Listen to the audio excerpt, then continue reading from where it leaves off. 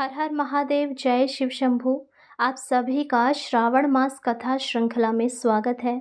आज हम सुनेंगे श्रावण मास महात्म्य के 27वें अध्याय की कथा। जो कोई भी सच्चे मन से इस कथा को सुनता है उनको पूरे श्रावण मास का फल प्राप्त होता है।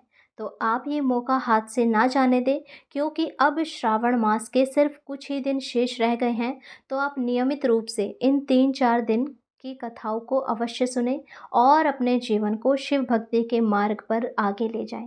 कथाओं में इतनी ताकत होती है, यदि कोई सच्चे मन से नियमित रूप से इन कथाओं को सुनता है तो भगवान शिव की असीम कृपा उन पर बनी रहती है।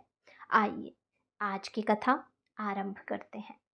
एक बार की बात है, सनत कुमार ने भगवान शिव से अत्यंत विनम्रता से पूछा, हे देवादिदेव, आपने श्रावण मास के महत्व का विस्तार से वर्णन किया है, जिससे मेरे मन में कई कथाएं और जिज्ञासाएं उत्पन्न हुई है।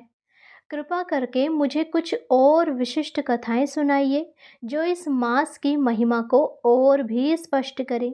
भगवान शिव मुस्कुराए और बोले, हे सनत कुमार, तुम बहुत ही श्रद्धावान हो, इसीलिए मैं तुम्हें इस मास की और भी अद्भुत कथाएं सुनाता हूँ। सुनो, इस अध्याय में मैं तुम्हें नदीराज, सिंह और गौ, करकट और श्रावण स्तुति के बारे में बताता हूँ। ध्यान से सुनो, और जो कोई भी सच्चे मन से इस कथा को अंत तक सुनता है, मेरी कृपा उस पर विशेष होती है। अब भगवान शिव सनत कुमार को कथा सुनाना आरंभ करते हैं। पुराने समय में एक नदी थी, जिसे नदीराज कहा जाता था। उसका जल अत्यंत शुद्ध और शीतल था, लेकिन वह हमेशा इस बात से दुखी रहती थी कि उसका जल जीवन तो देता है, पर वह स्वयं मोक्ष से दूर है। एक दिन उसने निश्चय किया कि वह श्रावण मास में भगवान शिव की आराधना करेगी। नदीराज ने श्रावण मास में अपने जल को शिवजी पर अर्पित किया और व्रत लिया कि हर दिन वह अपने जल से शिवजी का अभिषेक करती और सच्चे मन से उनकी स्तुति करती। उसकी इस भक्ति से प्रसन्न होकर भगवान शिव प्रकट हुए और बोले, हे नदीराज, तुमने अपनी पवित्रता और भक्ति से मुझे प्रसन्न किया है। मैं तुम्हें वरदान देता हूँ कि आज से तुम्हारा जल जो भी श्रावण मास में मुझे अर्पित करेगा, उसे मोक्ष की प्राप्ति होगी। तुम्हारा जल मेरे शीश पर सदा विराजमान रहेगा।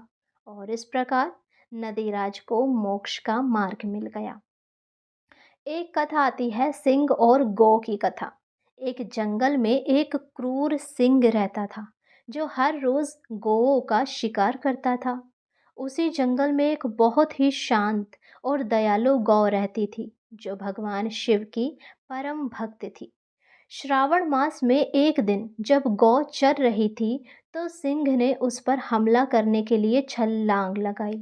उसी समय गौ के मुख से ओम नमः शिवाय का जाप निकला। यह सुनकर सिंह अचानक रुक गया। उस दिन वह गौ का शिकार नहीं कर पाया। गौ ने उससे कहा, आज श्रावण मास का दिन है, यदि तुम मुझे मारोगे तो तुम्हें पाप लगेगा। मैं प्रार्थना करती हूँ कि तुम इस मास में क्रूरता छोड़कर भक्ति करो। अब गाय की बात सुनकर सिंह को पश्चाताप हुआ। उसने गाय को छोड़ दिया और श्रावण मास में शिकार ना करने का व्रत लिया। वह प्रतिदिन एक बेलपत्र और गंगा जल लेकर शिवलिंग पर चढ़ाने लगा। इस प्रकार उस श्रावण मास में शेर और गाय दोनों को भगवान शिव की कृपा प्राप्त हुई और वे सद्गति को प्राप्त हुए। भगवान शिव सनत कुमार से कहते हैं, हे सनत कुमार, अब एक और कथा सुनो, जो है करकट और श्रावण स्तुति। एक नगर में एक करकट यानी कि केकड़ा रहता था। वह अपनी कुरूपता और निम्न योनि के कारण बहुत दुखी था। एक दिन उसने श्रावण मास में एक ब्राह्मण को भगवान शिव की स्तुति करते हुए सुना।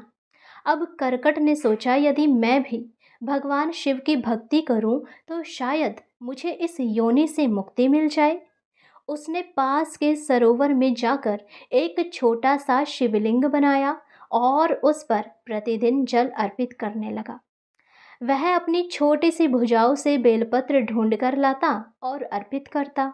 उसकी भक्ति को देखकर भगवान शिव ने प्रसन्न होकर उसे दर्शन दिए और उसे वरदान दिया कि अगले जन्म में वह एक ज्ञानी ब्राह्मण के रूप में जन्म लेगा।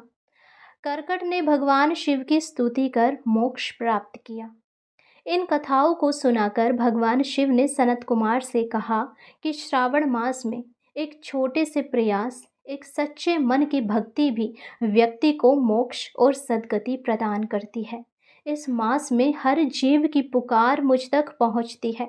इन कथाओं से भी स्पष्ट होता है कि श्रावण मास में भक्ति का कोई भेद नहीं होता, चाहे वह राजा हो, पशु हो या कोई साधारण जीव।